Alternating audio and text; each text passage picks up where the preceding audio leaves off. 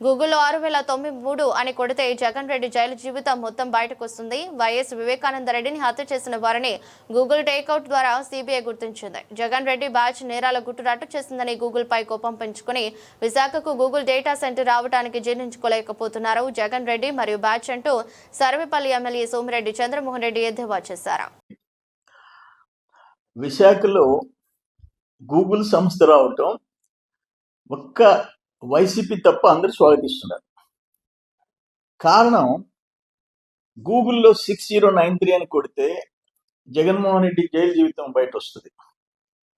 అట్లే Google takeout ద్వారా వివేకానంద రెడ్డి హత్య కేసులో అసలు హంతకుల్ని సిబిఐ గుర్తించి వాళ్ళని పట్టించింది గూగుల్ సంస్థ కాబట్టి హంతకుల్ని పట్టించారు ఆయన వర్గాన్ని.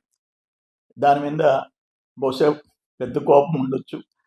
మూడోది ఏంటంటే రాజా కరప్షన్ అని కొడితే గూగుల్లో తండ్రిని అడ్డం పెట్టుకొని 1000 కోట్లు దోపిడీ చేసిన జగన్మోహన్ రెడ్డి అవినీతి చరిత్ర బయట వస్తుంది. అందుకని ఆ సంస్థ మీద కోపం.